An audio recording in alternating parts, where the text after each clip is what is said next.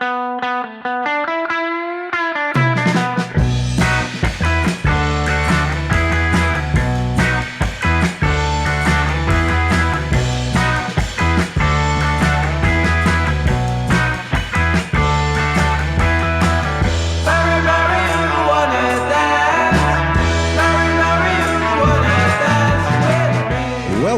to High Tea with Dirk and Rens, a podcast about cannabis culture. My name is Dirk Bergman. And my name is Rens Hoppenbrouwers. This episode is sponsored by Biotaps, producer of organic nutrients for home growers, available at biotaps.nl. This episode, number 44, is a little different from our regular format. We traveled to Amsterdam last week to create a hybrid between the High Tea Podcast and First Smoke of the Day, a cannabis and culture podcast based out of Los Angeles, California. Yeah, super nice. The First Smoke of the Day is hosted by BlackLeaf and PackGods, and they are doing a little tour of Europe, visiting Amsterdam, London and Barcelona. This gave us the chance to meet up in Amsterdam and create this unique collaboration episode. Both gentlemen are originally from the state of Florida, but moved to California, where they started BlackLeaf, a company producing exotic, clean, boutique cannabis 16 years ago, and numerous other ventures, including their podcast. Yeah, and I think we had a wonderful time at the Airbnb in Amsterdam, where the First Smoke of the Day team was staying, and we recorded a great episode. We talked about the difference and similarities between cannabis culture in Europe and the US and the recent developments, and trends. And it turns out that we both want what the other one has. Consumption spaces in the US like the Dutch coffee shops over here, and legal production in the Netherlands like in the legal American states. So we hope you like the result of this crossbreeding between the High Tea Podcast and First Smoke of the Day. And a big, massive shout out, kudos and thank you to BlackLeaf and PackGods for sharing their pad, their knowledge and their weed with us. Let's run it. Yo, welcome back, man. Part 2 of the day, episode 16, and I'm back here with BlackLeaf, my co-host to the left of me. How are you doing, bro? PackGods here. Awesome, bro. Big Amsterdam smokeout sesh today, huh? Hey, I mean, we've been chugging along. I'm loving Amsterdam, and we're joined here by two gentlemen that have been gracious enough to welcome us in their country and ask us to be on their podcast. We decided to do a double feature, special collaboration podcast. This is episode 16 for us, and I'll let you guys introduce yourselves. Yes. Hello, welcome. My name is Rens Hoppenbrouwers. I'm one of the guys from the High Tea Podcast, and this is episode 44 for us. Hell and yeah. I want to introduce my co-host from the High Tea Podcast, Dirk Bergman. Yo, Dirk Bergman here. I'm, as Rens rightly says, co-host of the High Tea Podcast, or aka High Tea with Dirk and Rens. We usually do the show in Dutch, our native tongue, of course. But if we have English-speaking, non-Dutch-speaking guests on the show, we just switch to English and make the best of it. And we sort of find the language of the plant is international. Yes, so absolutely. we can usually connect to people in the cannabis world, so to speak. It brings people together. Yeah, and for us, it's great. It's always good to be in Amsterdam. We did a few legendary episodes already here, taped here in Amsterdam. And to be here at your spot, this is a really fantastic location, really nice Airbnb. The only thing that we already came up against is the smoking policies here are quite super strict. And we smoke strong, so I know. Yeah. So I heard. I think that we took advantage of it. You know what I mean? Like when you have 5 people in here smoking, and a bunch of good weed and really good hash. I guess you do smoke out the whole building, but then again, it smells really nice. You know, it's all good smell that you can have. And this is Amsterdam. Yes, but For Christ's sake. Yeah, it is. That was the one issue we have had. we didn't think it'd be that bad. We were even getting yelled at outside. We were smoking outside, and they said it smells too strong outside. So then we had to go hide in the corner. They were like, the area in the corner over there, that's your area for smoking. Yeah. And then we got yelled at for that the other day, too. So they said, can you go down to the park down the street and just smoke down there. That's how strong. Oh man, It's it's so sad. No. I'm sorry for the Dutch people, and but welcome in the Netherlands. Yeah. Super nice guys that we can finally meet up. Because when I heard that you guys were doing or planned to have a European tour, it was really like it was for me like, okay, let's try to hook up and do a collaboration one time, because I'm a big fan of you guys.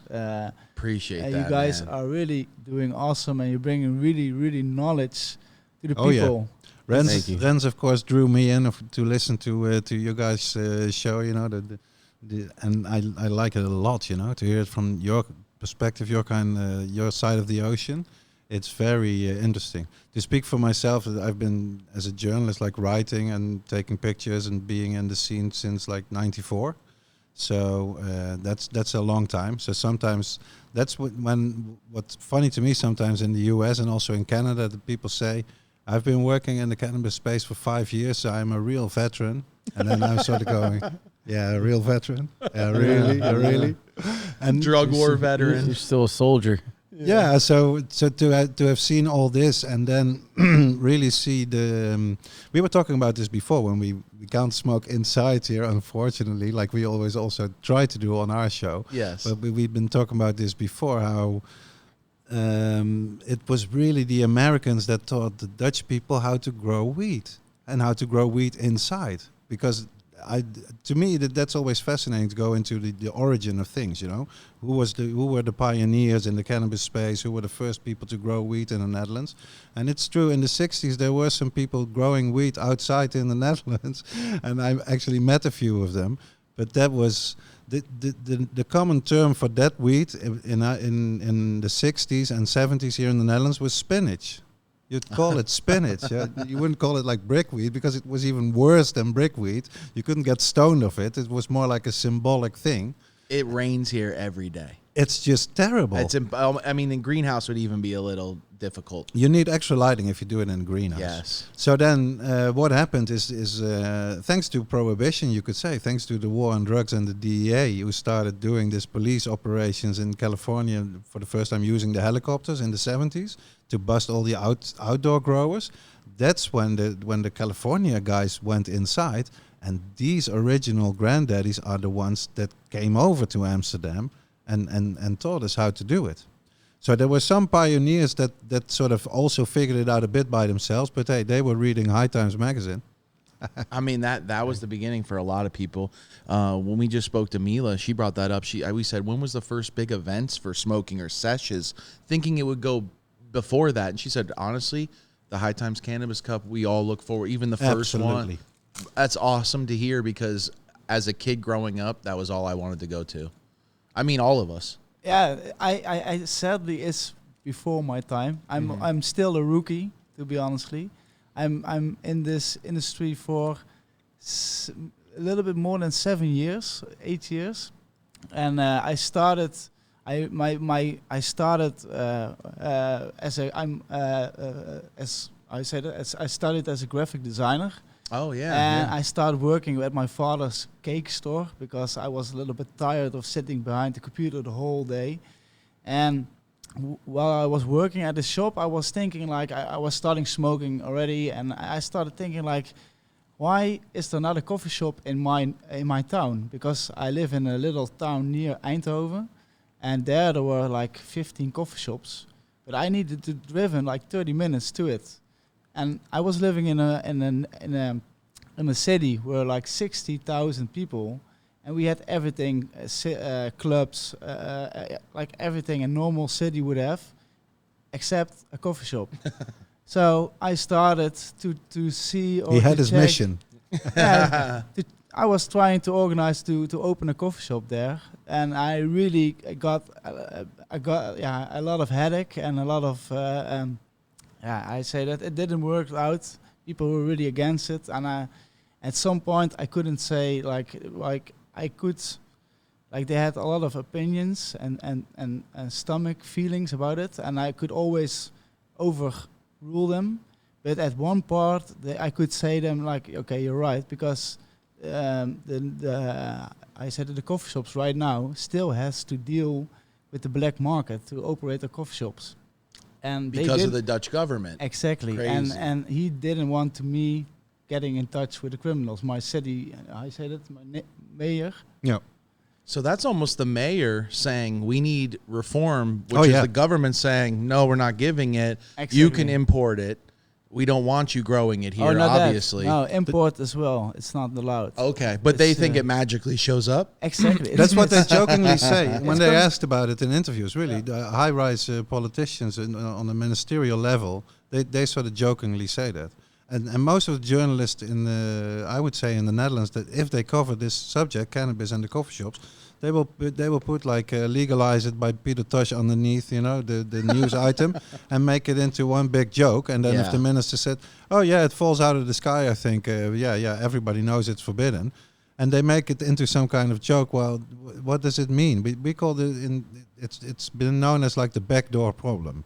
Because like the front door of the coffee shop, as you know, here in Amsterdam or in the other cities that have the coffee shops, the front door is not a problem. You go in, you may have to show your ID that you're 18 plus, but then you're good. The problem is in the back door. All the growing of cannabis is illegal, the importing, the wholesale, anything to get your product that you are selling, it's totally illegal. The fact that it is illegal, that means that you have rip deals.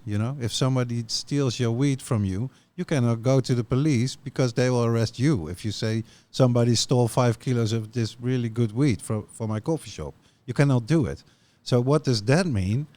Obviously that you need some kind of protection, and that's when all the shit starts going wrong. And we've been having this backdoor problem, 40 years. With 40 years of activism, well, I wouldn't say 40 years, because the first 20 years, it wasn't that bad because police weren't really going after the growers, or going after the coffee shops. Then it was quite relaxed. But my own organization, of which I'm chairman, is called VOC, the Union for the Abolition of Cannabis Prohibition.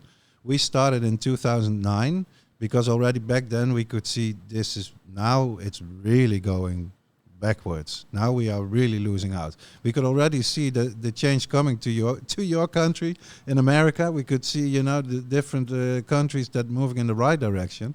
And things started going horribly wrong here, and everything, more repression, harsher punishments.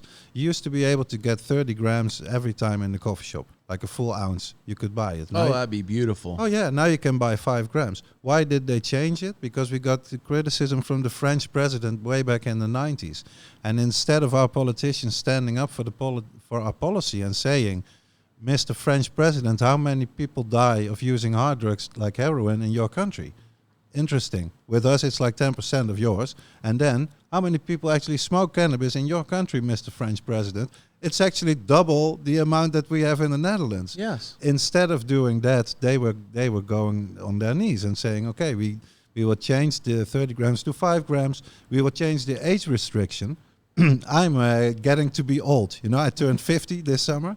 When I was 16, I could legally go into the coffee shop because the age was 16, which back then the alcohol restriction age was also 16, which really worked out quite well because I wasn't drunk. I wasn't drunk all the time. Yeah. It basically meant that like younger people had a more sort of normalized way of sort of using these substances and learning from their parents and also from other kids how to sort of deal with them. And of course, if you are, that's to me always the defining argument. When will you start experimenting with weed or with drugs in general? When you're 21? Nah, I don't think so.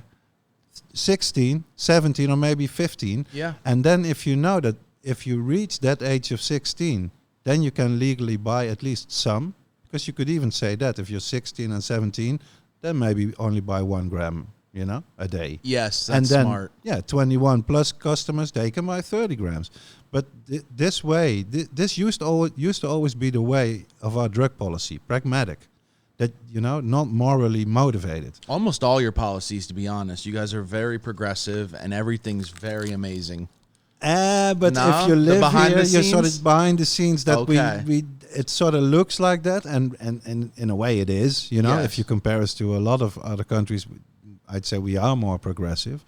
But to get like non-Dutch people to understand this, I usually explain to them the difference between tolerating something. This is what usually the policy is called, the tolerance policy, tolerance for cannabis. But it's a very different thing from accepting whether I tolerate that you are here with me in the room, or I accept or welcome you being here in the room. And that's really the big difference. To a lot of, especially politicians, they really look down on people that use cannabis. They think we Crazy. are total losers. They really have this backward idea, most of them, that because we smoke weed, we can't do anything. Which, of course, in this area... Oh, my English, maybe. Well, it's so interesting. You guys traveled all the way here. You know, we have all this equipment. We're working here. It's on the weekend, you know. We are very active. We're making media. You guys are episode 16. We are episode 44. I think we are good examples that you can smoke a lot of weed and a lot of very good weed and be super productive, you know, Yes. and make a lot of stuff happen. It's So- funny. I had someone give Absolutely. me some advice one time as a grower, and they said, "Go where you're celebrated, not where you're tolerated." Yeah, And I was Yeah. like, "Wow, it's an interesting point, right?" absolutely. Very What I love is just this term, which I'm pretty sure is an American term, master grower. that's a rough one. Most real growers will shy away from being called that because I would consider growing like karate or like martial arts. You're kind of in it for life. Yeah. And Yeah. there's Always striving a- higher. Yeah. Yeah. But yes, there are guys that will call themselves that.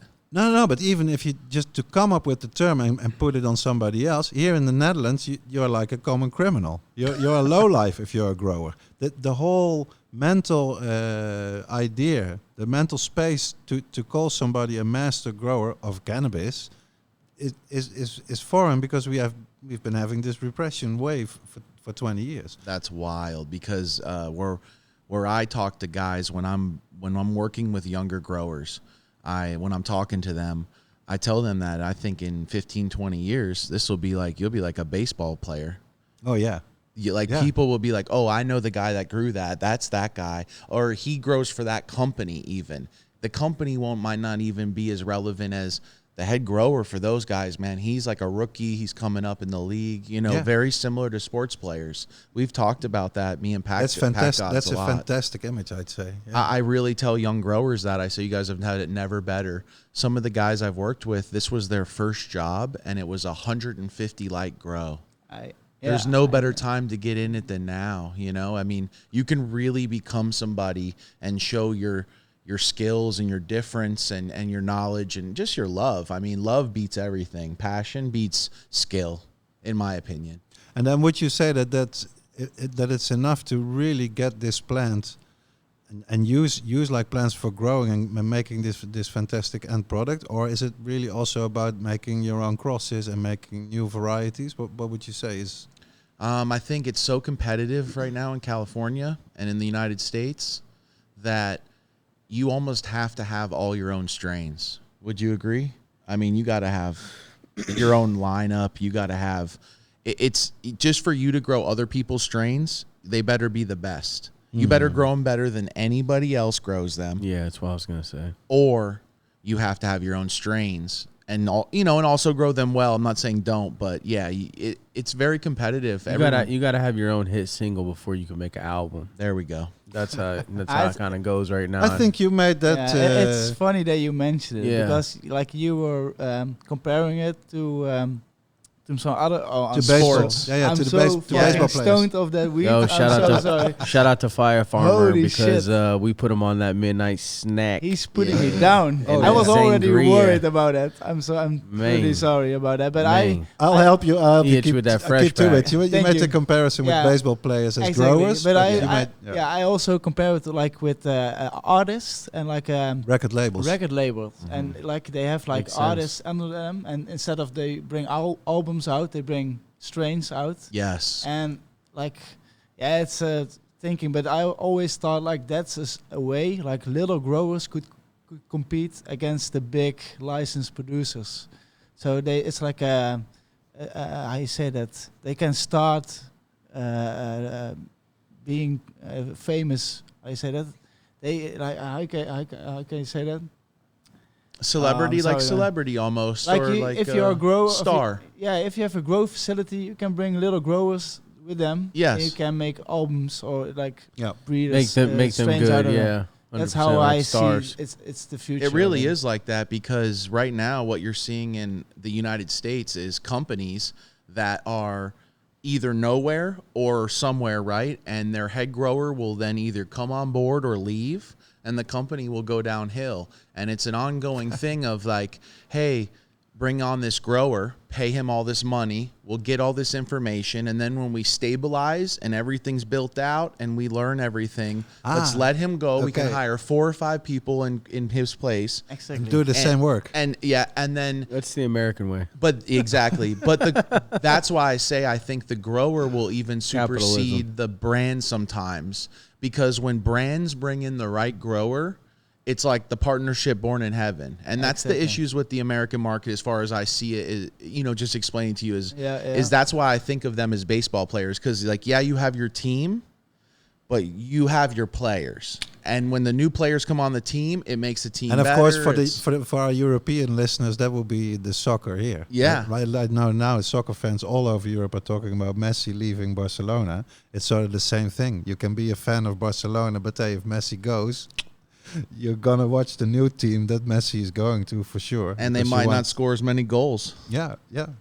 Interesting. Interesting. Yep. So, yeah, it is like that. What I was wondering about, with all these fantastic products on the market, in California and in all the legal states, more or less, are people also still growing their own, or is there too much good product? No, absolutely. There's people growing their own. There's people growing their own everywhere. There's so many states online right now that I think that's why our podcast has become popular quickly, because a lot of people are working in grows, they're trimming. Yeah. They're doing monotonous work, and they're listening to the podcast while they're doing it, because it's relatable and it's conversation within the community, which there's not a lot of conversation being created. Especially not knowledge. But there's people growing literally in every state, 100%. Yeah, every single and state. in they've the been US. doing this for years. I mean, there's probably people in Georgia that have been growing for 30, 40 years. Like, it's been going on. It's just now it's elevated, and now there's licensing, and now there's legitimacy, and we're no longer looked at as criminals, and it is a career path, and people are taking it serious now, and they're seeing the lucrative aspect of it. Hey, if you figure it out, if you tax it, if you regulate it, the consumers want it, give it to them. You know what I mean? So we still have a long ways to go. Still federally illegal. That's a big problem for a lot of things, a lot of reasons, banking and taxes, and can't write anything off and stuff like that. But I will say this, I came here when I was 19 back in 2007, and I loved it. I loved the experience. It was much more free than the U.S. could ever be with cannabis, in my opinion, in my experience. Now, I hadn't been to Cali yet, and I hadn't been to Colorado yet. I came here first because I thought, hey, Amsterdam's like the spot. I should come here first. I loved it. But now coming here back years later, I realized that like Amsterdam stayed right where it was in 2007, or maybe before. You know what I mean? and it just stayed stuck. And then meanwhile in the U.S., like, we're progressed more than I ever would have imagined in my entire life. Even though it's still not federally legal, we are seeing things that are insane. The biggest facilities, millions of dollars being invested in this space, just insane. Brands worth hundreds of millions. Even some of our homies and stuff, their brands are worth millions right now. And it's cool that we were all just coming up doing high times events and at tables and sessions and all this like 4 or 5 years ago, and to now fast forward and know that, I feel like Cali cannabis is all over the world. Yeah, I think it's financed where all over the world, and I think it's just walking. I think it's the only place in the world that is being brought all over the world. Yeah, I think walking over here to the tram stop, we passed a coffee shop and they had a sign visible from the window. Cali weed, 2 varieties. The one was, I think, 30. I haven't seen it. The one was 30 and the other one was 20. A gram? A Euros? gram? Yeah. It's a lot of money. It you know, is. especially €30 for just a gram of bud. And Should for be us, really, really A good. lot. we do about 3 gram joints, 2 to 3 gram joints of just coming from the U.S. of just flour. And it's expensive there. I mean, it's not that it's cheap there. That's the thing too, is that, you know, good herb is expensive. You know what I mean? It's expensive to produce. It's expensive to have that kind of company. It just is. Yeah. You know, you can't cut costs. So I get that part. And for the consumer, of course, you want to make it affordable. And I know all the producers that want to make that happen. And I think that prices will come down and regulate more. And as we can, They must. you know, and taxes need to be more reasonable. Yeah, of and course. we're Yes. battling that out, Yeah. especially out in California and stuff. That's a fun They fact. think that it's an endless bankroll of just money flowing in, like just, you know, free money. But no, it's a you real should have just business with pulled real it- overhead. You should have pulled it the same way in America, like we have it here in the Netherlands, because this I love this story. You can go actually to the coffee shop.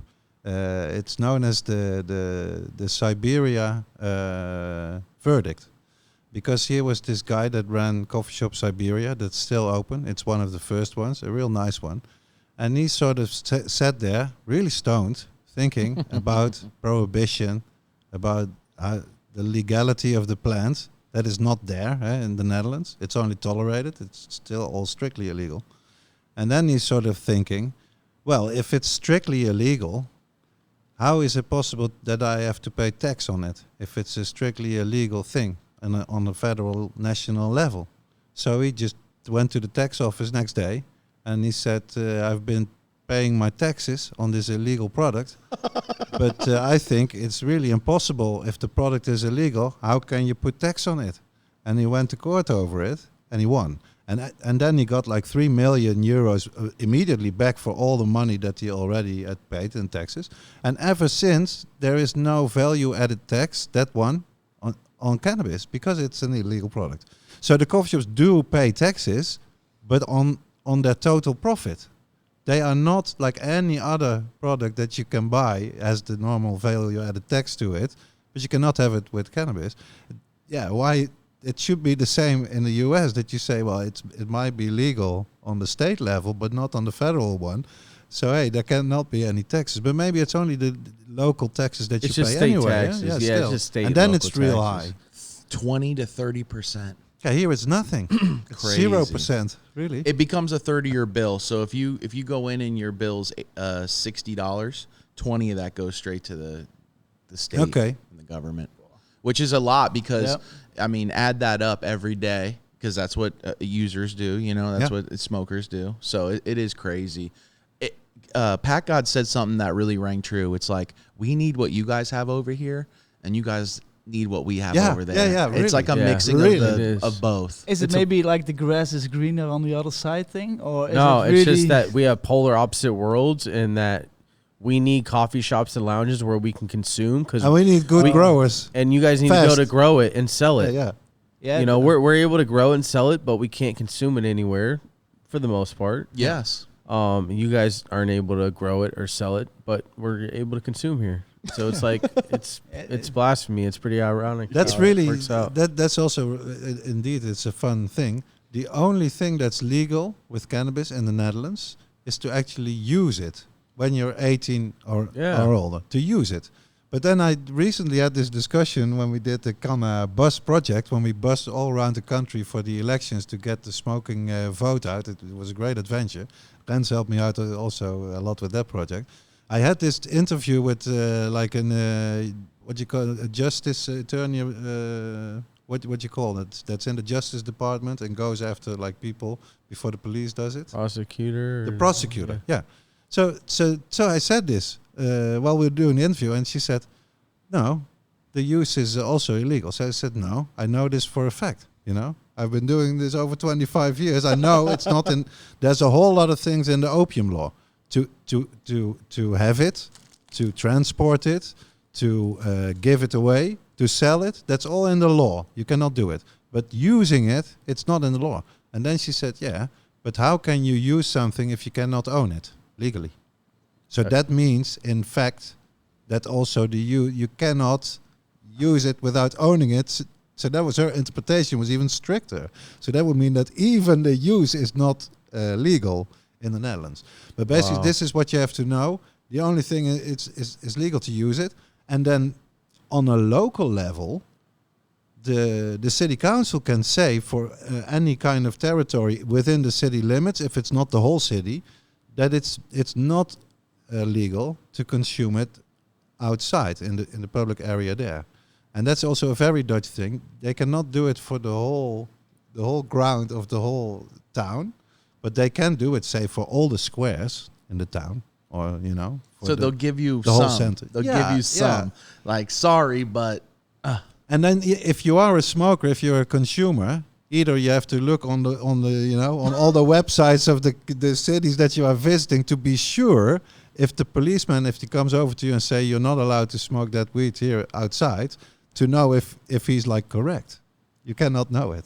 So all this stuff, Designated smoking areas, crazy. To me, like I had been writing about all this bullshit for 13 years before I got into activism, and that was really also out of frustration that, come on, how can you be serious about this? How can you have shops selling cannabis but you're not allowed to grow cannabis? All this shit. And so yeah, we are still working on getting it legal. Yeah. But it takes really, really very long. And this is what I said in a different podcast to a grower, and it's gonna suck because as they go legal, it seems like it's the thing that you guys are going to want to do. And then I feel like just like everywhere else, once you get to the other side of it, you're going to be looking back like, damn, those were the days, because you'll realize how good you had it with it being unregulated, because they'll start regulating it like halfway and then changing the regulations. And then it's just real mind fucking that you're just like, you're doing all this stuff that's costing all this money and seems impossible to complete. And then they're like, now we're going to, nope, that's actually the old way. Now we're going to do this way. This is the new law. Still makes no sense. Still and so you have to undo all that. And it's kind of what they did to all the businesses in Corona. And you know what? The small businesses went under. I mean, they make an impossible chase. And no one really knows what's going on or like what to do. Like even in California now or the U.S. now, nobody really knows what the hell is going on. Everyone's just trying to follow the guidelines as best as they can and not screw up. That's literally it. No one knows if they're 100% legal. Well, I mean, cannabis taxes alone, people drive every week or month to the state capitol and will, or the state, or the IRS, and will literally drop cash off hundreds of thousands of dollars in taxes because we have to pay taxes, but we can only pay them in cash, and they have to be dropped. Yeah, so that's crazy. Yeah. So they even allow that. Yeah. Well, they want the money. Yeah. So we want our money, but you can't get banking, and we're not going to allow you to do anything else. But please be here on Friday. Yep. That's well, and if you're not here by Monday, you know what I'm saying? So it's you know what, the people crazy. Do it because the people want to do right, and they just want security, and they want to be left alone with their families, and they want to enjoy their herb. And most cannabis people are friendly people. So they want to they want to abide by the laws. Most people don't want to sit here and break. Just like when we spoke to Mila and she says we lost a third of our growers, if not more, because of the Dutch government coming down so hard on things and all that. Immediately, she said that's why the cannabis has suffered so much recently, and it just makes total sense. I mean, I agree. Eradication is a real thing all over the world, and it doesn't work. It's something that's just, I don't know, I would say outdated and just not relevant anymore to how much production is really going on in the scope of things. But it just shows the grass is always greener because we're over here and we have all this production and we have something to complain about, right? We're always talking like, why can't we go to a lounge? Like, we wish we had Amsterdam. And then they're on this side where you can't even buy a carbon filter for your house. I know. Like we were smoking and we thought, oh, because of the issue, we'll fix this problem. Yeah, no, get a carbon filter. We have I have hundreds of grow stores by me. I'll just run up the street, grab a little carbon filter, put the fan on it, and within a couple hours, the house will be clear smell. I Googled for like 10 minutes and then started to realize, and then I talked to a grower and he's like, dude, you got to know somebody. Like if you walked into the grow store here and said, hey, I'd like to get these lights and this, they'd say, sir, like, we don't know what you're talking. He said they had to come in and then they're like, oh, yeah, okay. Hold on 1 second. We go to the back. But that's crazy because the Dutch government, it's insane. There's missing out on taxes, missing out on business, missing out on even tourism. like I know it's maybe not the tourism they want, but the amount is insane. Isn't it a little too late to say it's not the tourism they want? Yeah, they want. Like Amsterdam is Amsterdam. Like They I don't tried think to you can change change that. I don't think you can. You guys are Like, always. I honestly the top. don't think you can. And Yeah. to be honest, the younger generations are curious and they want to come to Amsterdam. That's just the reality. And to me, they I should. think they should be let. Yeah, Of course. absolutely. It's beautiful. I absolutely And love this it. city, you know, for It's a city full of- over 500 years has been like this beacon of liberty. It's not a new thing, you know. Exactly. And so Philosophers and people with the wrong kind of religion, they flocked here. This is interesting. Amsterdam people will never admit this to you, but I'm not from here, so I can tell you this. Why did we have our golden century here and made all this money?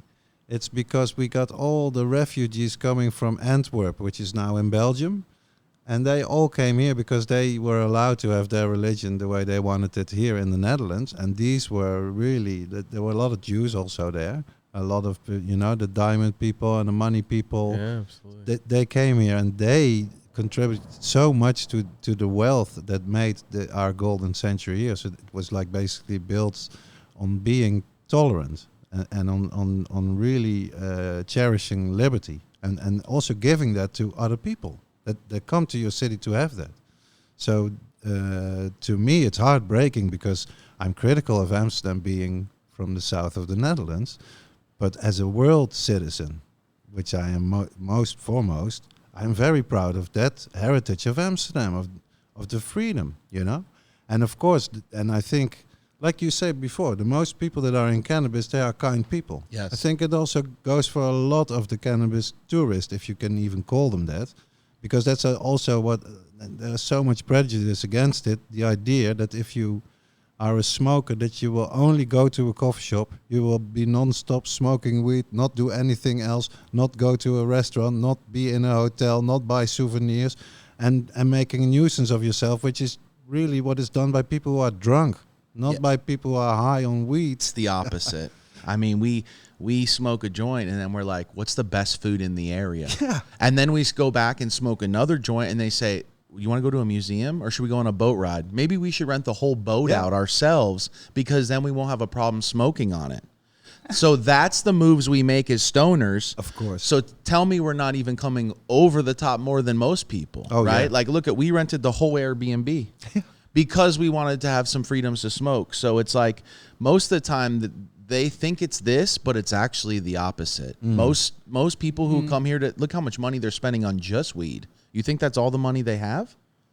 You know, so Yep. I've met so many more intricate people that smoke weed than people that drink alcohol on the regular. Most people I know that drink alcohol on the regular tend to be very sloppy. or just mean. You know, and it could go the same way for weed, honestly. But at the end of the day, It's not a guarantee, but it's, yeah, It isn't. you know, At the end of the day, It's a difference. it's usually a good sign, I would A say. tastemaker's a tastemaker, and a wastemaker's a wastemaker. That's pretty much how it goes. We've met some amazing people out here, and I'm way more social with cannabis. I think cannabis out here is so Absolutely. social, man. One of the big things we've recognized out here is it was 9 o'clock at night. No lights are on in any houses. And we're like, holy shit, man. Everyone's out and about. And everyone's being social. Everyone's in the coffee shops. Everyone's smoking. It just is different. And not everyone's on their phones. Oh, Very different in the weed community and in the social community. We'll go to a sesh or we'll go to even the one or two lounges that are allowed, and everyone's on their phones. And it's a very like, hey, are you done? Hurry up and get out of here atmosphere.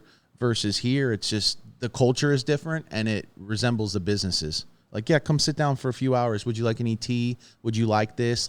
Let me serve you. Versus, what would you like? What do you want? did you experience this time? Is it also you Love had it. it 9 years ago as well? He did. I have not. This is my Because first maybe time. because now you're here for the program and maybe they know you more, so they give No, you no. the extra. No, not at all. Yeah. And you know, we like no one really ever Recognizes we- us. Hey, nobody recognize- Yeah, we've that's- never put faces to the brand.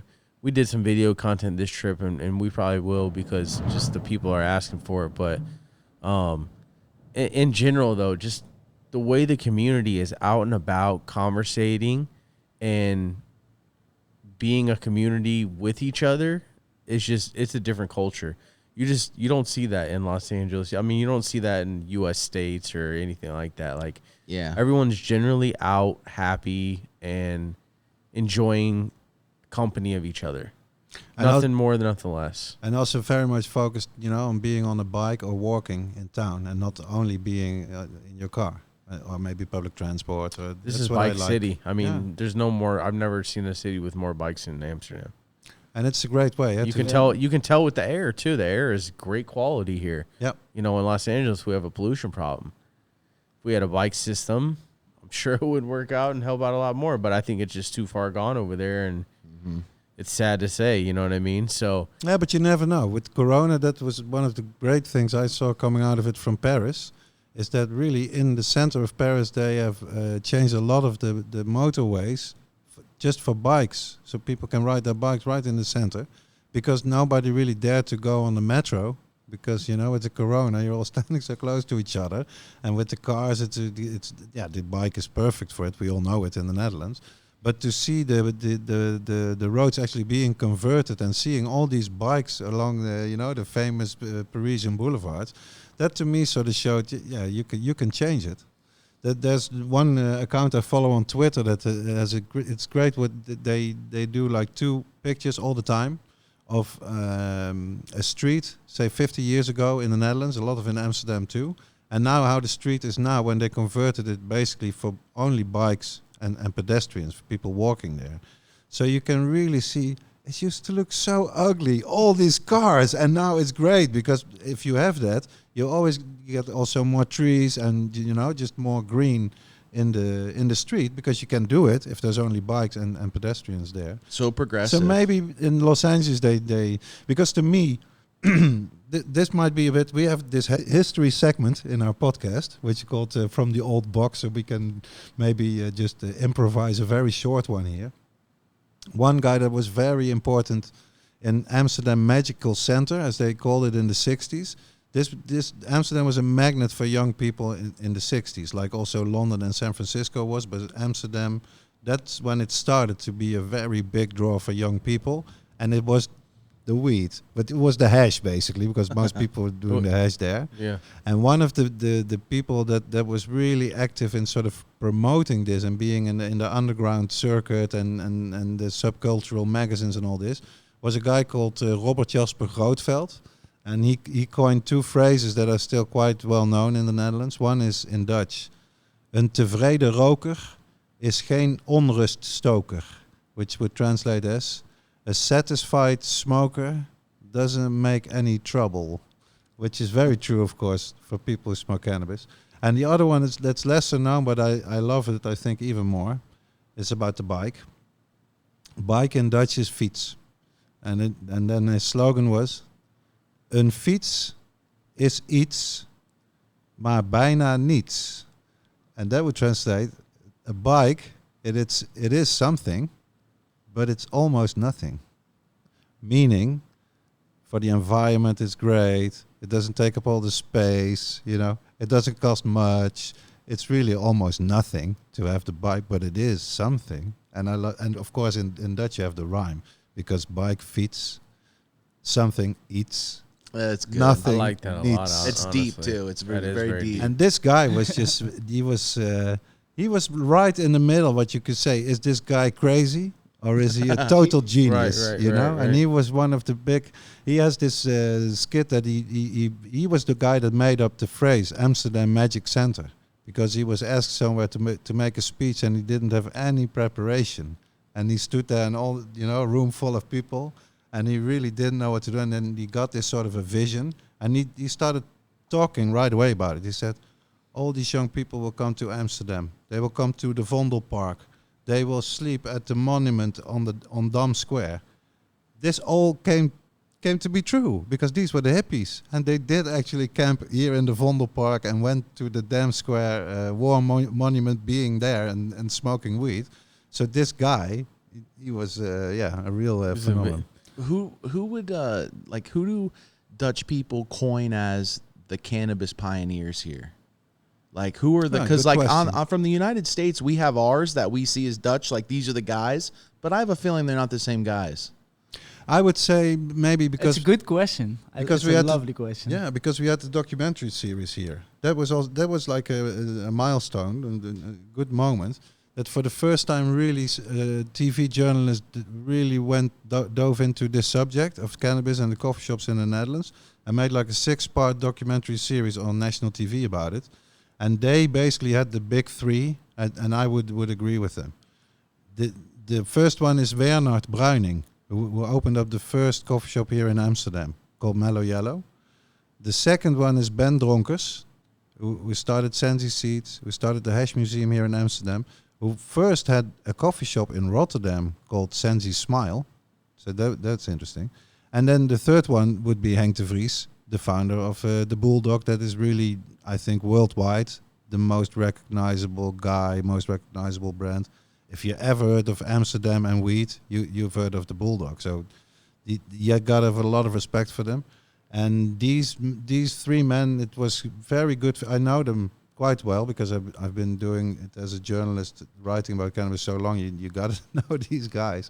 And to see them on TV and have so much time devoted to their story was great. You know, to finally like we explained before, if you're a grower, you're seen as a criminal by a lot of people, like some kind of troublemaker, whatever. We could never come up with a term like master grower. It will take us years from now to even maybe get to that level. So what did they reference them in the documentary? Outlaws or pioneers? As pioneers. Yeah, pioneers. Okay, so Yeah. that's the start of it. Yeah. There was some Positive. criticism that it was like too pro cannabis, but to me, Oh man. and what's very interesting about this, and then you can see the paradoxical how paradoxical our country really is. The filmmaker guy, the producer, is a guy called Robert Oey. He's married to the mayor of Amsterdam, which is the first female mayor. She's in there now. First female mayor ever in 600 years of Amsterdam. Wow. From a party called Green Left. And she's the one who's trying to introduce a tourist ban for the coffee shops. How is that? How's that? Holy shit. Insane, huh? Wow. Very Dropped- progressive. A bomb just got dropped on Yeah. knowing what's up with Amsterdam. I mean, This Yeah. is Holy so shit. fucked up. You're the first Her husband knows the whole bit because he made this 6-part really good documentary series about and it. it has some and put pioneers, not outlaws, so has some respect for these people. I think a lot, because otherwise he couldn't have made it. I mean, come on. That's very interesting. Derek has always had the thoughts that it's going to be a secret move of her, right? Like how you said it? Like she's going to be very aggressive. And then she say, okay, I see it's not working. Let's do the opposite. You know, let's get Interesting. more coffee shops or get more. I was so puzzled she by can it. I always- thought this must be some kind of a tactical move. It's not. How can you explain that she would do it? But on top of all this, she has like a major in criminology. Hey, then you know what prohibition means, what war on drugs means. Yeah, what we've seen it criminality many times. means. Yeah, Yeah. if you studied it like her. So it's crazy. So then I'm thinking, she gets a lot of flack. You could wait for it. She's our party is very progressive. It's green left. They're almost on the extreme left, you could say. But I vote a lot for this party, not all the time, but I have voted for them. And she's a woman. Yeah, so she's gonna get all this shit like Hillary Clinton in the States. You know that conservative people, they'll have a field day. Because Calling you her think progression, but not soft, progression all soft on angles. drugs, soft on foreigners and immigration. She wants to spend our tax money on bullshit art project and tolerance bullshit. Let's protect the homeless. Yeah. So maybe. But let's not let you do that. So, but maybe her thinking and her tactics is, they can never say that I am soft on drugs if I am the first ever mayor to promote the tourist ban for coffee shops. Because up till now, all the mayors of Amsterdam have said, maybe you will have this close to the border, but please, we will not have this in Amsterdam. We get 2 million people to visit the coffee shops. If they cannot go in the coffee shops, all the dealers will be all over the place. It will be one big... Will you talk about? Well, I mean, do you Hell. think Yes. people would come here as often without the coffee shops? That's How the much big of a decline question. would you see in tourism realistically? That's a very good question. Because I know they come here more for that than the red light district Yeah, and true. that aspect. What the mayor has done is she ordered some research. 1,000 people in the red light district were asked, if you were not longer able to go to the coffee shop, would you still come to Amsterdam in the red light district? And then about 70%, I think, said, no, yeah, then we wouldn't come. But of course, it's not a lot of people that were asked.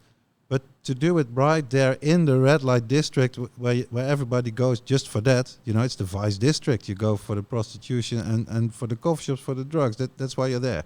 If you would have done it on the airport or maybe in the Rijksmuseum and asked the people, if you could no longer come to a coffee shop, would you still come to Amsterdam? Then 95% would say, yeah, of course I would still come.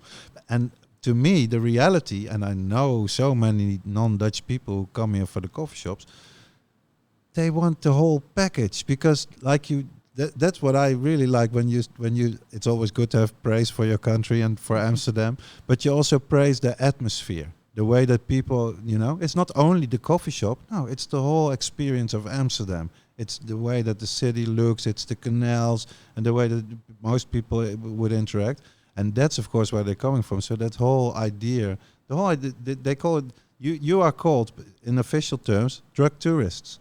That's how they see you. Even if you spend all this money, they will see you as drug tourists, which to me is such an insult for people who we should be welcoming. Because it's not only what we did. We also rented a full boat out. We also hired a 3-star Michelin chef to come cook dinner one night. We also went to some of the Shout out rest. to Dizzy Doug. Yeah, Shout out to Greenhouse Secret Farmers. I mean, but see, like that's those are two really really good coffee shops Yeah, that you big up mentioned. for them. I really like them as well. But when she said she did the ban, I heard it was madness. There were lines at coffee shops. Oh yeah.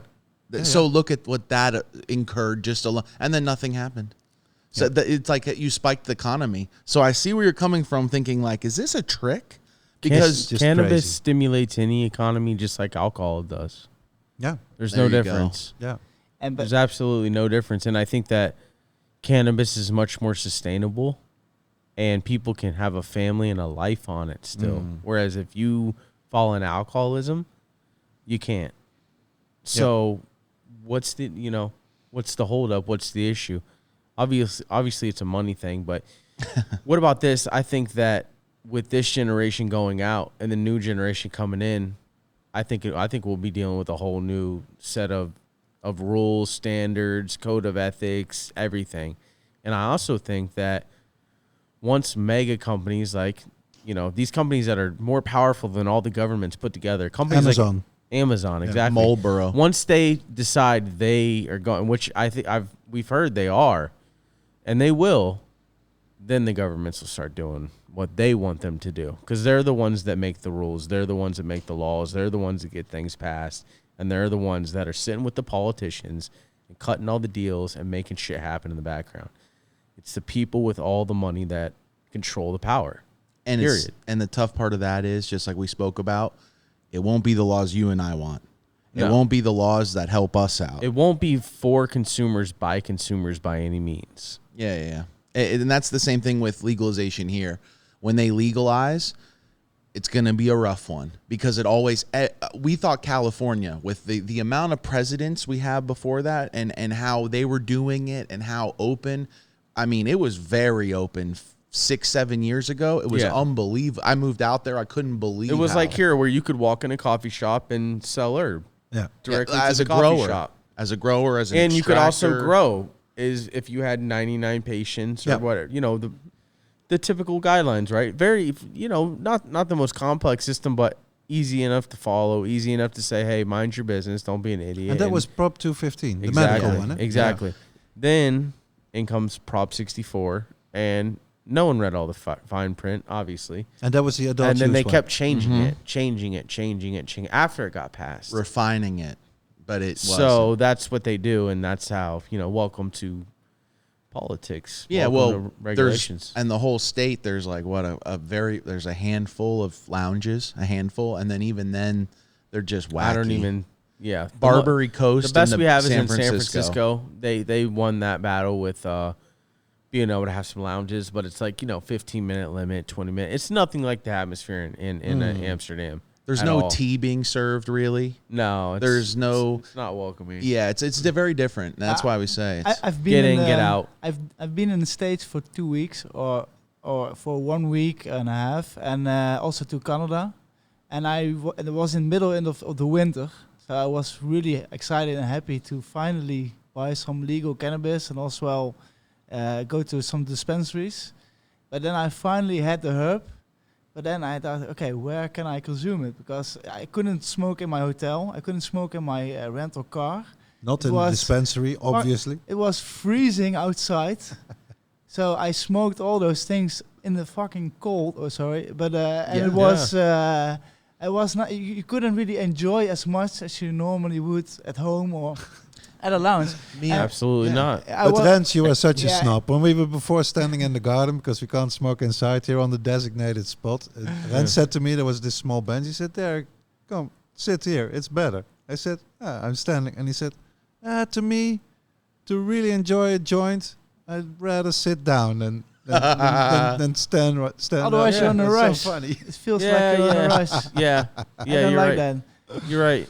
That's an interesting point. To me, that's more about like walking. But- If you are walking and smoking, then it's not good. See, if I'm walking- you gotta focus a bit. I don't, but it's also like a thing. I worked in a coffee shop for almost 5 years, and at some point I just was hating the people inside smoking, because I was working in that environment, and every day my nose was full and I was coughing, and it was Because not here really healthy. 90% still mixed with tobacco. Not you have to say. Oh, Yeah, wow. it's just full At tobacco. least 90%. smoke. Yeah, that's and tobacco. thick.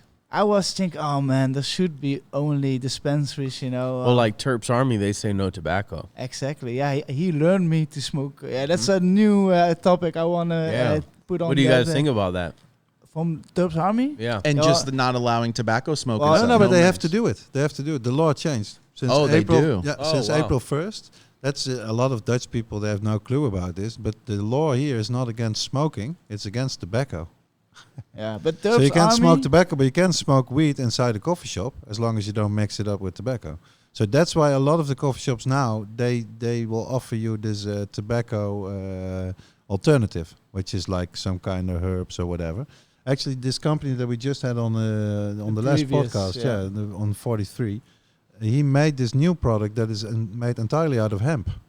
So that's quite interesting, you know. Makes There's sense that zero they would- THC, They would make hemp as the new the new basically- tobacco. Or Basically, filler or whatever. It's yeah. it's really a filler, yeah. But Yeah. it makes no sense because that's Rens is more of a specialist, I would say, and you are longer in than me, I can explain it a little kicking the bit. tobacco. I've been I'm organizing a cannabis cup in the Netherlands. It's called the Homegrown Cup. It's just for small home growers, and they compete to each other. I love it. And every year we invite some special guests to get a little bit attention and get some extra like people like them to be there and to talk to it. So at some point we got a tip from Karma Genetics Huge. saying because he always is around at the cup as well, but he said you should invite Lorenzo from Terps Army. He is a really specialist and you might like him as well. And so we invited him last December, and he spent. Well, I sent him a message because he was still in Spain, and the whole Amsterdam coffee shop was still not there. And so I asked him like, "Hey, would you like to be a judge for the Homegrown Cup? And if you like, you can have to come over to the Netherlands because you have to judge them, and we can book a hotel for you, or you can sleep at my place and just hang out and just enjoy the Netherlands." And he went for the second. He said, "No, I don't go to the hotel. I will go to your place." So I said, "Okay, that's also like the mentality of the guys. You know, you notice how he is." And we had a very nice weeks. And he had some problems with his plane, and it was just a COVID test was just needed, and he didn't have, and a lot of problems also with his dog. So he needed to go back to Barcelona. So he asked me to bring him back to Barcelona. He said like, "Do you want a free holiday at my place in Barcelona? Can you please bring me back to Barcelona?" So I brought him back to Barcelona with the car. It was like a 16-hour drive. Wow. And I stayed at this place for a week. And he's just a passionate. I almost never met such a passionate-full guy with flowers and with concentrate. Because this guy is actually Italian, eh? He moved Yes. to Spain because in Italy the situation is really bad for growers. So in Spain, especially Barcelona, it's good for growers. It's not like it's legal there, not at all. Right. But there are so many more opportunities. That's why he went there. And He's just doing so great. And while I was with him, and I was still smoking with tobacco, and he never told me anything about it. Or he never judged me. He's always. I could even smoke in his house. Even he has a no tobacco sign on his arm tattooed. But he was super open. Okay, he never judged me at anything. But I felt at some point a little bit like I was smoking the whole time, and he was just smoking at the points he liked to be stoned. He was more enjoying it. He was more, respecting it or something. How I really saw it, like. I was even like abusing it almost, I was. Yeah, but it's true. It's such a mind thing. And at some point, I was at his house in Amsterdam. It was like a few months later, but I still had that thing in my head.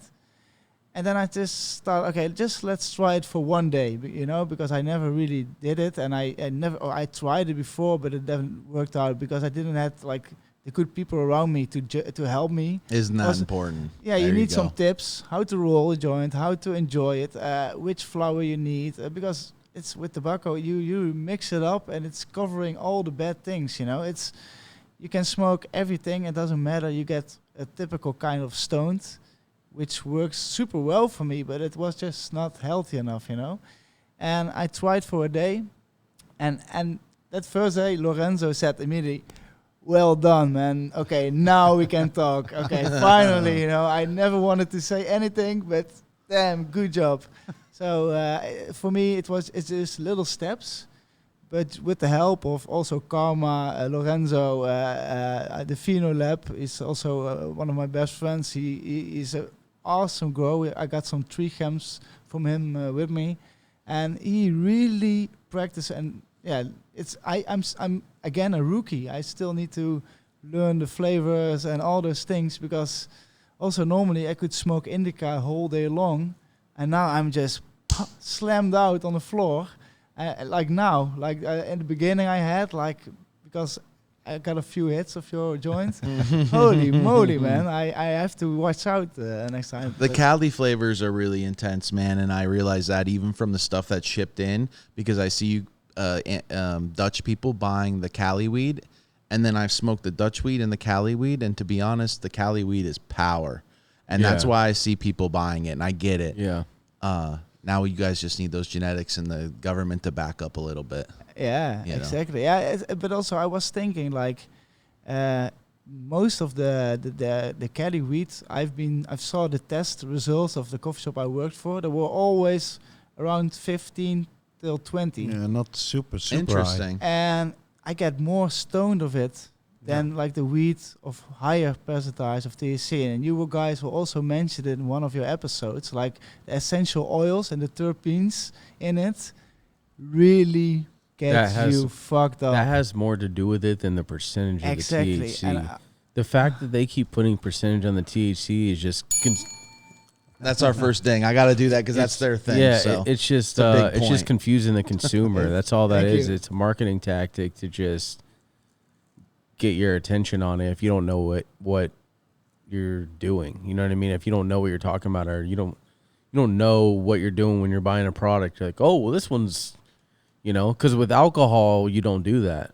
You never judge it on so the alcohol explain basically the demonstration that guy did on the video when he talked about alcohol and THC. Remember you were... Yeah, he said, okay, so can you imagine walking into a place and just saying, I'd like to buy alcohol with the highest percentage of alcohol? You know what I'm saying? With the high. He says, it's very interesting because you have, like with high-end cannabis and others, right? People think, well, it's got to be the best. It has the highest THC. Yeah. Well, does Dom Perignon have the highest potency of alcohol? Yeah. Do some of these, but those are prized as high, the highest of the high in the top brands. So why does it matter in cannabis? Because, I mean, it is coming as a grower 18 years now. It means nothing to me. Yep. It really, you tell me THC and I think of it as like, oh, okay, cool. It's been proven that you can get higher off less THC percentages. Look at Skittles. I know you guys know about Skittles, and we bring this up a lot on the podcast because it's one of those, everyone can relate to it. It's a big hype strain. You smoke it, most of the time That's it's really 16 to 18% THC. You're getting greenhouse Skittles most of the time. The indoors maybe 21 to 23. 23 on the best growers, I'd say. 26 maybe. That's not considered high at all, let alone you smoke that joint and the stoniest stoners are like, wow, this is intense. It really is psychoactive. And I think there's a lot to be said about psychoactive terpenes and psychoactive cannabinoids. Certain profiles, when you light them and they are fresh, act so much different and light up different synapses in your brain and nerves that it doesn't matter the THC. The reason you got so high off this, Yes. number one, it's grown well. Number two, it's good genetics. Number three, the most important, it's very fresh.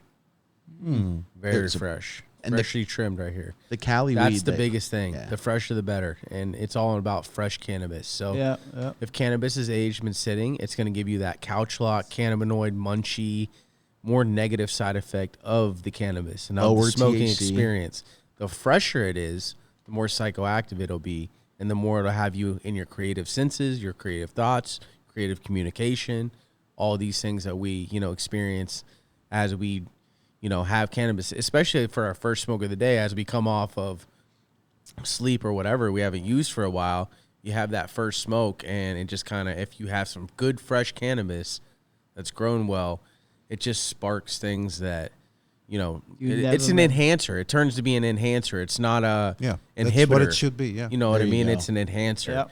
And that has to do with how fresh it is. Okay. Yeah, 100%. we found that a lot. Being close to growers and close to grows, Whoa. and and Being obviously the our grower. relationship. That But isn't there like a sweet spot where, like, say, after maybe 3 months after 3 weeks. harvest, 3 to 4 weeks, weeks. you would say. I think Because that it's, fresh. it's like produce. What produce can you age for months? So that or even flowers, that or tastes even better. rosemary. There's a difference between fresh rosemary and aged rosemary. I'm not saying one's better than the other, but there's a difference. And some people probably prefer fresh. I only cook like there, and it's a difference with a lot of things like that. Well, cannabis is one of those things where people think, well, it's dry, so let's go 8 months dry. Well, THC turns to CBN, and things start to convert. Off-gassing of terps, so things don't smell like they would. Or taste like they would, which affects the experience. Yeah, exactly. And how brother. about burn? It Burn, gets yeah, whiter absolutely. and harsher because there's less moisture. So like a trick people will play to higher Dry. THC will take not saying people will take a bud, over dry it, put it in a vacuum dryer or a freeze dry, right? Pull all the moisture out of it. Now that 0.5 has more THC per gram Yeah, of course. than before with a little bit of moisture in it. So they play these games where I could, maybe test 23%, over dry it. Now that piece is testing 32. Okay, that's our 32. So you can't play the game with alcohol. And that's the whole point, is that the cannabis experience is meant to be for you. It's meant to be for you. And the cool thing is we get to share it with each other, but it's for you. So why sit there and say, well, I need 30% or I need 31? Find out what works for you, and then maybe, share it with other people. But for people to just go in blindly and say, people are buying this, or this is what the hype is, or this is the wave right now, I'll take that. Man, that's not cannabis. It's about finding you. And you know it from your experience being a bartender at the coffee shop, that how much is the percentage of people that would just ask for the strongest one? It's frustrating. It's It is. 95% or something. My Really? my ex-boss really made And then the this was is a really mistake good of coffee putting shop too. behind the name, the THC percentage. And they only wanted to buy the highest one. Yeah. And I always trying to explain, like, come on, there's more than only the THC.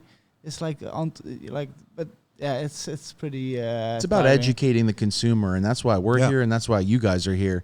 Because with the amount of, like I said, you know what I'm saying, with our insider knowledge, we can bring something different to the table, and I can kind of shed light, and we can all shed light on something a little different, because we don't look for that, and we're the top of the top consumers. Yeah. We grow the best cannabis in the country. We have, and that's the last thing we ask for. Yeah, there's no connoisseur thinking about THC percentage. Exactly. There's not one. True. Yeah. At It's all. about flavor, burn, how it smokes, And what the does it passion. bring out in you? The passion in your with cannabis, and Oh, all those man. things. But I'm listening all your episodes, and I'm a big fan of you guys. But I always were wondering, and that's why I'm now finally able to ask those questions. Like, how did you start this first smoke of the day? Because we also started a little bit because there was just no any other good, like, not that we're good, but other podcasts. We're the first Dutch language podcast ever on cannabis. Really. Yeah, we can always say awesome. that. Wow. amazing. After all that history. That's dope. Yeah, because there was no other, and he's a journalist for more than over 25 years, and he knows everything. And I was always listening to him with my mouth open and like wow, all those things. And I was thinking like we should put a mic under it, and we should host it because this is nice. Like I learn from it every day. I think more people should learn from it. So that's how we all started the podcast. And because all of us network, we could like invite nice guests. Like for example, like you were talking about a hero in this cannabis industry, in the Dutch cannabis industry. That's also Mila. For 100% sure. Absolutely. She is a legend, and I'm Not so really much, of course, for the coffee shop industry, but for the cannabis industry as a whole, and just for the whole space. She's Yeah. very The hash queen. the hash queen. Of yeah, course. exactly. So Absolutely. it's really cool. a lot of history Yep. with her, for real. And we were blessed to sit down with her earlier before this too. So Man, yeah, I would be. that's amazing. I mean, for me and him, we've been in the industry a long time. We've loved it a long time, and we've had a project together that we founded together. Moved to California at the same time, and Where are you guys from originally? we're originally from Florida. He's Okay. from the west coast of Florida. I'm from the east coast of Florida. We moved out to California. We created a brand called BlackLeaf, which still exists. Yes, sir. And basically, there's this subculture of cannabis that's going on and traveling all around the world right now and creating waves everywhere. I mean, even within the States and within other countries now. And it's all coming from California. And we just so happen to be friends with a lot of these people. And since we come from the industry, we know the industry in and out. We're friends with these people. We just felt like, you know what? For a few years, we've had the idea, but we just kept putting it on the back burner because, you know, business, life. It's really hard. This is like people think, oh, it's a podcast. It's just easy. You just set it up and rip it. You know what I mean? But no, it's an actual like business. It's a company. It's another brand. It's another project. It's another baby. You know what I mean? And this has meant a lot to me and something I've been wanting to do for a while. And he's really good on just a really good conversationalist and very informative when it comes to cannabis. And he inspired me a lot to dive deeper into that. So it just seemed like a good matchup, and the access we have and how I have a knack, and I feel like he has a knack where we can meet people and they'll accept us in pretty quickly and trust us pretty quickly. And then we can get that out to the audience and get that out to the world. And I think that it's just important for us to take that leap of faith, basically, and get the content out to the world and educate the consumers, because cannabis is bigger than ever, and it's not going anywhere, and it's going to continue to grow every single year for the rest of our lives. So Yeah. here we are. And it's another cool thing too is with podcasts is that we get to have intimate conversations with people that we would otherwise have never got to sit down with. True. So Yep. that's an amazing part about this. And for anybody listening, or for anybody that, you know, is inspired by podcasts or learning or just having combos with people or whatever, like, cannabis is a great way to get a group together to form a little community and share thoughts and just put your technology away and kind of zone out and dive deep into what, you know, whatever's happening in your life, whatever you want to see happen. Me and this guy for years would sit in his living room or my living room. We would smoke joints and we would talk about all the things we were going to do together. And, you know, granted be it, we've done most of those things. So it's good, you know what I mean? And we just started cutting these and dropping these, and we didn't have any help. We didn't know what we were doing. We didn't know anything. And it doesn't matter now because we come from experience. We've launched so many brands now, and we screwed up so many times now that it's a lot easier to put this together and not That's like what I get like to held say. up on. That's what I like to say about growing. Things.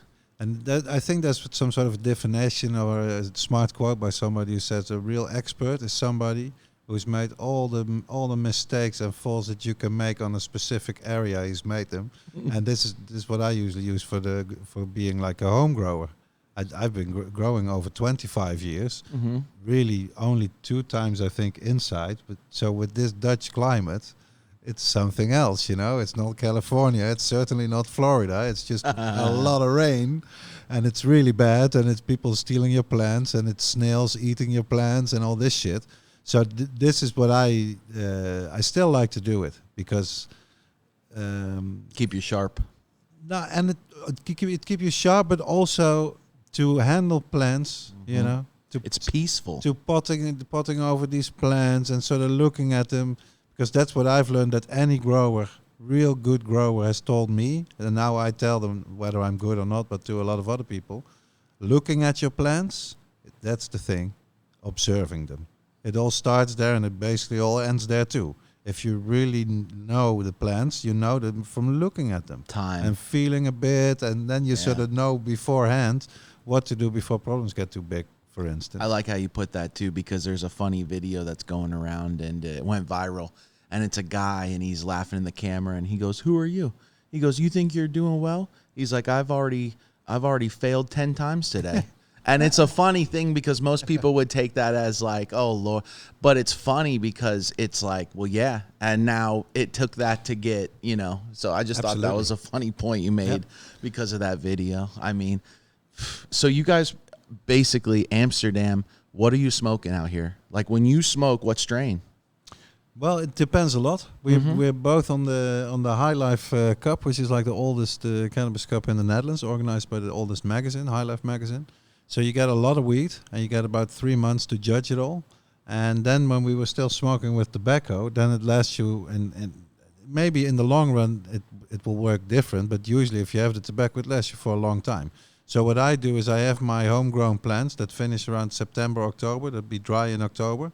And I try to stretch the weed from the cup or from other cups until that moment, so I don't have to buy my weed in a coffee shop. And then, of course, I get a lot of weed gifted by growers and all this. But to me, I'm a big haze fan always. Like Silver Haze has been, that was for me a defining strain way back. Before that, it was still I was smoking also foreign weed like Congo weed and Colombian weed, really like pressed brown bad weed. And then skunk came along. That's when you're as old as me. You really had this. That the first time that Northern Lights came out, for instance, in the Netherlands, that people coming from France, from Belgium, to coffee shops specifically because they know Northern Lights was a strain that was for sale at the coffee shops there. But for me, the Silver Haze one was always like a benchmark strain. And now I'm really into the to the American strains, just the gelatos and biscottis and just these fruity strains. But I'd say I'm different from because Rens you are almost 20 years younger than me, and I always say, Rens, if you say that weed is bad, you don't know shit. The kind of shit weed I have smoked in my time, and bad hash as well, you know, but just really, really bad. So don't tell me that this weed is bad. This weed is like mediocre. It's like mids. You gotta have a bit of respect, you know. There's so much worse weed. You're too much of a snob sometimes. We are spoiled these days from back in the day. Yeah, I realize that. Totally. The problem is, I learn a lot from like Lorenzo and Karma and all those friends, but I'm not a grower myself. I try to make sure the growers can grow, and I try to organize things to appreciate the growers and that the fact that they're doing all this work all these years in the black market. So I can always like get some good flowers from a grower I know. But I have the moments I don't have the possibility, and then I really understand like how lucky I am and how different the quality is than when you buy it in a commercial shop or in a coffee shop. Or So yeah, we're really spoiled, I have to say, and I hope like it's getting like I like we have a discussion a lot with like going smoking pure, and we notice a lot of coffee shop weed. And they get selected out by growers who still smoking with tobacco. Like this is how I see it. Wow. That's how they judge it. Like they judge the growers in Holland. They judge with tobacco. So my friends that smoke pure, they also select them while smoking pure, so they know how they taste pure. And sometimes if they smoke harsh, they don't select them. That's like me going to a whiskey competition and then mixing some vodka in your whiskey and saying, how does it taste? That's the best Coke. one, isn't it? Just Coke. Yeah, or That's the best Pepsi. one. Yeah. Yeah. That's the best one, right? Yeah. I mean, how you have you- no chain of, you're getting muddled. I mean, what tobacco are you even using? Is everyone using the same Nope. or using different than him? Because now you're getting flavor profile differently. It's true, but what's very interesting about this that I've been judging a while on the High Life Cup jury, and I've always also judged with the tobacco because it's my benchmark. Okay. From any weed or hash I smoked in my life, I smoked with my own tobacco. It's called Javanese Boys. I sort of long for it, but I've said goodbye to it now, for a month. But it smells really good. It's dark tobacco. Very And- European thing, tobacco Very. with hashish or I know, flour. I know. And this, a lot of people on both sides of the Atlantic, I think, do not understand. For us, when I started smoking, getting high, it was all hash. You could just only get hash. And, That's what and Milo was saying. a lot of Yeah. different kinds. I even had Turkish hash, which is now you can never see it anymore in a coffee shop. What was the best you've had? Lebanese. No, that was like legendary even before my time. They call Red it Lebanon. Red Lebanon. But to me, still, the best hashish you can get, if it's the real stuff, is just Nepal. Nepal temple balls. Mhm. The real dark, real sort of soft, Sticky. sticky, Yes. very, just a minty kind of a flavor to it. It's so I like that. nice. It's just I like a lot of stuff, even mediocre hash. We say this all Some- the time. We're as big of fans of the industry as we are Yeah. in it. Like I love love trying. Like buy this hash, buy this. Yeah. Which brand is this? Let's try that. Is just as And much I- as we are producers. And I must say that if you have a good coffee shop with a good hash menu, it can be just as much of an adventure to have all the different flavors and the different textures and the different effects with the hash. And this is a thing why I hope that I can stay off the tobacco forever, really, for sure. After 35 years, it'd be good. I don't want this COPD. I don't want any lung cancer. I just want to smoke pure. I don't want to die. Yeah. But then I Hell talked no. to this old friend of mine, Belgian friend, and he said, and I think he's right, but maybe it's all in the process. He said, I smoked everything, used all the drugs that there are, basically. I believe him. And he said, the effect you get from tobacco and hashish, you simply do not get it from smoking pure hashish, from vaping the hashish, from eating the hashish, from doing something else. So to have that specific sort of really stoned out effect of real hash and really lie It down is. for It's it, potent. you Like really lightheaded, right? might need the tobacco. But then I look at it, but if I get all these other experiences and these different kinds of high, and I can understand the flavor. You're very right about it. It's really crazy to mix it up with tobacco. It's tough. but It's then- very different from the U.S. Yeah, but then for me, I'm so used also to how do you roll with tobacco. Hey, that's what it's good for. It keeps it burning for sure, even if the weed's dried very bad, Even if the weed's really mediocre, you mix it up with tobacco, it'll burn, no problem. And same for the hash. So it's to I me, feel it's like born out of necessity from older. Now there's so much prevalence in how much weed is actually being produced. Oh, yeah, because that's what I was going for, to make the comparison there. What I've learned from everybody in America and in Canada is to get foreign hashies, say from Afghanistan, from Morocco, you never ever get it. You get weed that's either in the old days from Mexico or from somebody that's growing it wherever in the US. You get your homegrown American weed, but you don't get foreign hashies. And here it was like totally the other way around. So Yeah. a lot of people started doing that, and to smoke this foreign hash, it is a lot harder without the tobacco. That's just a really nice and convenient way to do it. If you put it in an iron pipe, for instance, you can do it, but it's a different way of smoking, and I think it's also different from smoking weed. I think different generations as well. See, the tobacco thing never was big in the U.S., and then also we grew up smoking with pipes, so it was such a and bongs. commonplace. Yeah. So it's not European to smoke a bong either. even when I came up smoking hash in like 2002, 2003, 2004, we were taught. I was taught. You put one little piece in there, you get a cherry on it. You don't even hit it with the lighter. You just tap it, and once it catches a cherry, you blow out the and then you just pass it around, and it's almost like a medieval or like Indian thing, or Ritualistic. Yeah, it is. Yeah. And it's very psychoactive. Hashish is very different. Yeah. And then especially if you eat it. Man, why are there no coffee shops that just specialize in hashish? Yeah. 15, 20 different kinds. They used to have it. Only devices to smoke hash. The consumers, they want weed. Man. Really, they want weed.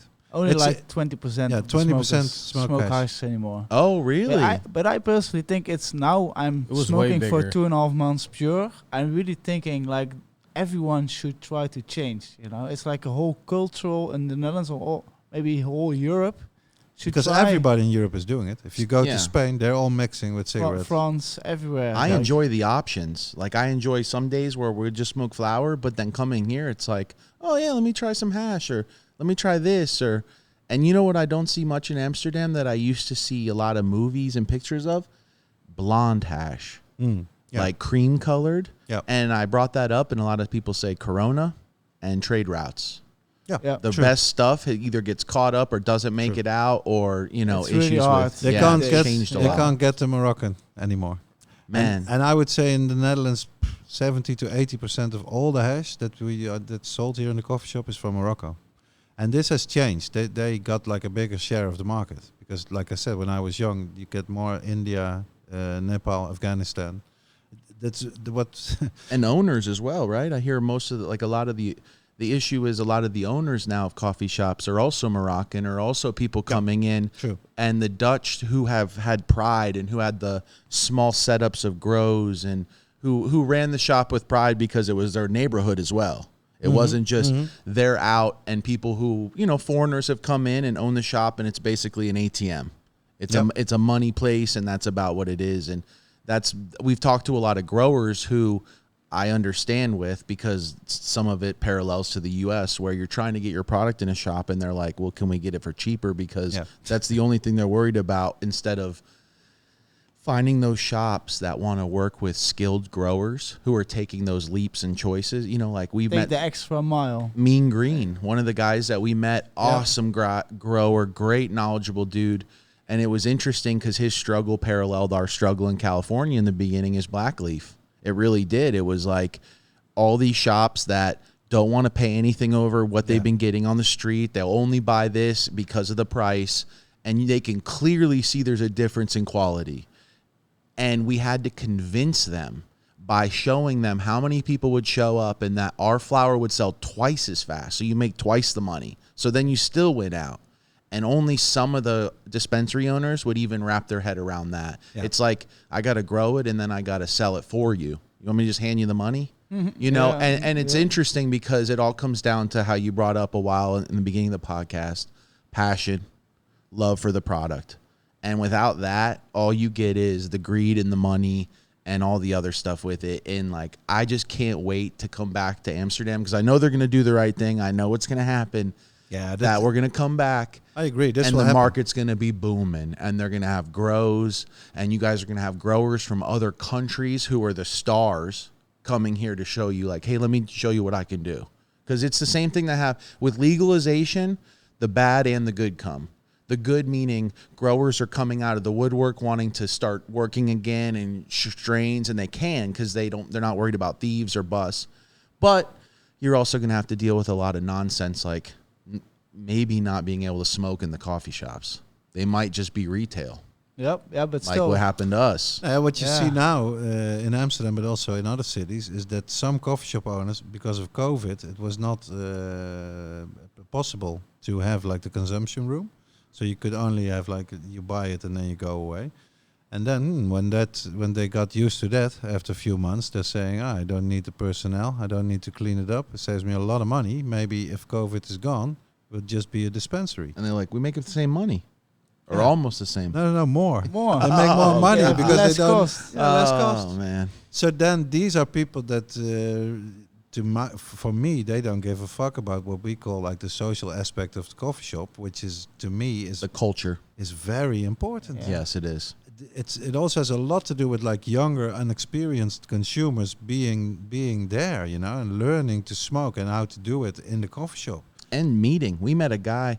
We're sitting there. Next thing you know, we just struck up a conversation with a guy from Switzerland, and he's growing on the side of a mountain, and he's got these huge plants. Beautiful. It looked like it could have been on the front cover of a magazine, And without that, we would have bought our weed and ran somewhere and hid and Absolutely. smoked it. Yeah. Which is like crazy compared to having a great social interaction with somebody I would have never met otherwise, who then we went out and spent money at other places. Yeah.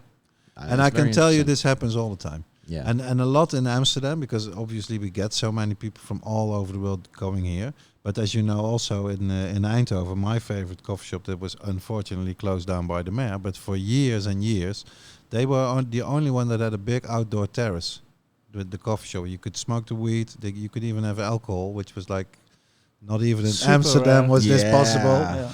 And It's a big no-no. the atmosphere there was just so fantastic with Italians and students and all the people and total freaks and all these people. They all love to have a smoke, So many people love to smoke some weed or smoke And you some see people hash. conversating from table to table. Absolutely. Yeah, it's like the only place where the multicultural society has worked out. Like I worked at the bar, the coffee shop. That's I true. saw like a Moroccan and from all kind of countries and directions. They were all sitting together, enjoying and talking about really decent things, And it was really I always thought, oh man, I really need to make a picture, because this is unique. Maybe it's gone in a few years. You never know, but this is so cool. You never see it in a bar or any place almost. Yeah. Like it's super special, and we really have to hold that special thing. It's almost the only place in the world you can have that kind of Right now it feeling. is. Our cannabis cultures are very parallel.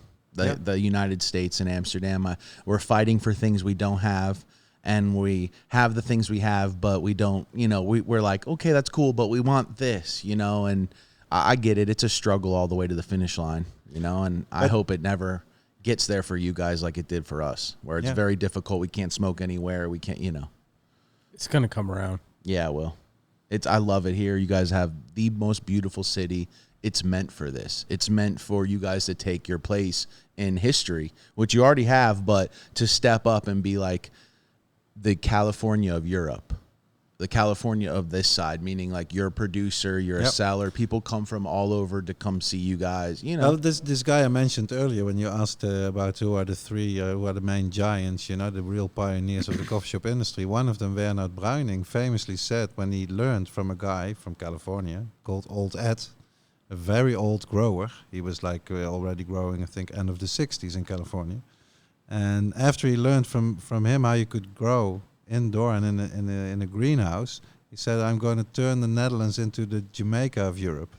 I like that. And he sort of, that worked out. That's funny. This Werner guy, he's such a, he's absolutely a visionary. Prolific. Yeah, and he's the guy who first ever showed me the Rick Simpson oil.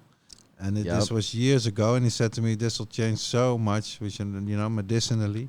Now, small children and old people who don't want to smoke, they can just have a few drops. It'll change everything. Oh, And I was sort of super skeptical, thinking, this stuff, it tastes a bit bitter, Werner. It's crazy because you see it work with a lot of people in the States with MS, multiple sclerosis, and other things where they'll have seizures, and they go from having like 30 seizures a day to like 0 or 1. And I mean, can you imagine having 30 seizures a day? At that point, you'd say, I'll take anything. Like, just give me any. Yeah. And then you have people saying, no, this is not right. We don't think you should be taking this. It's like, go sit down on the couch next to that person with their siege, and that's the issue, is that I think a lot of the mayors and a lot of the people just need to go to the coffee shop and actually experience it, and not in a political way, not with a bunch of people around them or security, with, you know what I'm saying? Like, go and just experience what's really happening Absolutely. there. If you only spend half an hour, like say undercover, have a cup of coffee, then you see what it's all about. And also, you see that there's no problem. It's the same thing with cultivations. If you actually walked through a cultivation and met a couple growers who were real growers, maybe Dutch growers who has the love and the passion, similar to Mean Green. I mean, you talk to him for a while and you can feel the passion, I mean, a lot of these guys we've talked to, and that will break all stereotypes. You see what a garden looks like. You see how clean the right growers keep it. This is, I mean, if anything, they've helped build infrastructure. They spend money. The whole team, their whole employees, they pay for lunches. All the businesses around them boom. And then you meet the right grower or the right owners, and it breaks their stereotype of who they think really is running the show. And that's helped a lot for us in the United States. I know just with my parents, and then even investors. I meet investors, and I get a lot of the time like, man, we didn't know what to think. We thought you would be this. We thought this. Everything but someone that was presentable and on top of their shit and actually went to college, or actually, you know what I'm saying? And we're still breaking those stereotypes, but we're able to. And I absolutely love doing that. And that's what this podcast is about as well. Breaking stereotypes. Yeah, that's I also mentioned when I was trying to open up the coffee shop, I was talking with local politicals. And when we finally had a meeting, when we first met, they always thought like I was like a big ass motherfucking criminal with tattoos full, and I was like a small dude, just with a fucking plan and a passion. I just want to try to fix something, and I was always like, I saw it in the face, they were like relief, like, ooh, like normal dudes, and that always helped a lot. But it's still, we're still facing all those kind of taboos still in his life. Yeah, that's terrible. But we have one generation to go, then that'll be over with. Yeah, I like what you think of, completely different mindset. Yeah, completely different series of thoughts. And it just has to do with our upbringing and the things that people had to see during those difficult times and times of less. You know what I mean? What they've been told and taught through propaganda, media, and you can imagine we are much more free to make up our own mind than back in the days of our ancestors. They had one way to look at it. Oh, you'd be killed for cannabis. That's what was crazy with I'm Mila. just saying, like you're like, that's bad. And that's the only way you could look at it. Gotcha. That was the only way it's presented. There was like unless you knew someone and you had some special situation, which is very, very, very rare, you just know. Because in high school, even for me, my age, I'm like, oh, if you're smoking weed, you're a bad kid. That's how it was for me. And I graduated 2006. So, we're, like I say, we're the generation that's now getting it and understanding it and kind of educating people. And there is some of the older generation that is reaching down and embracing it. But for the most part, it's the older generation that was brought up by their parents through that hardcore propaganda, reefer madness, all this stuff trained into their head that if you smoke weed, you become a crazy person. Basically, you know what I mean? So, did you think Instagram helped a lot with it, or did it already start? I mean, with the Instagram forums? just interconnected everybody globally. Massive. Yeah, I think it really did, and I think it helped a lot of things, and I think it hurt a lot of things. You know what I mean? So, that's a whole nother podcast. Brother. Yeah, it is. For real. Even with genetics, Yeah. I have a love and hate relationship. I have access to stuff now, and I get stuff, and I can give stuff to people everywhere. At the same time, very hard to protect things because everyone can give everyone anything. People can ship. I mean, you name it, it happens, and it gets spread so fast. I mean, look at Purple Punch. Back in the day, you might have a strain, you'd give it to 5 people, and 5 people. I would laugh because I'd be like, they'll all lose it within a year. Because of all the hardships a grower goes through. Nowadays, they've already given it to 50 other people. Yeah. I mean, that thing's out. You're done. And so with Instagram, there's a lot of interesting things interwebbed. But, man. Yeah, man, we're wrapping up, man. Where can we find you guys? High Tea Potcast. On all platforms? Or Yeah, what? yeah, Spotify, iTunes, SoundCloud, and YouTube. And on our website, High Tea Podcast, and podcast spelled with a T, but that's the pot, little Podcast. joke, at .nl. I like And that. yeah, it was a real pleasure speaking Absolutely. with you guys. We could And go thank you for a very day. much. I already Yeah. know. No Yeah. worries. Marathon. Absolutely. Yeah, part 2 coming up. Exactly. Yeah. I just really wishing you a lot of joy in the Netherlands and the Thank Europe you. tour. And the rest of the continents. Yeah, Absolutely. Stay high. I love it here. Derek, Renz, we appreciate you having you on, and we appreciate you guys accepting us in your country, and you essentially having us on your podcast. So Yeah. thank It's you an very awesome much. collab. Thank First you so smoke much. of the day Everything. times High Tea Absolutely. Podcast. Signing Great off. hybrids. Thank you. Thank you Peace. so much.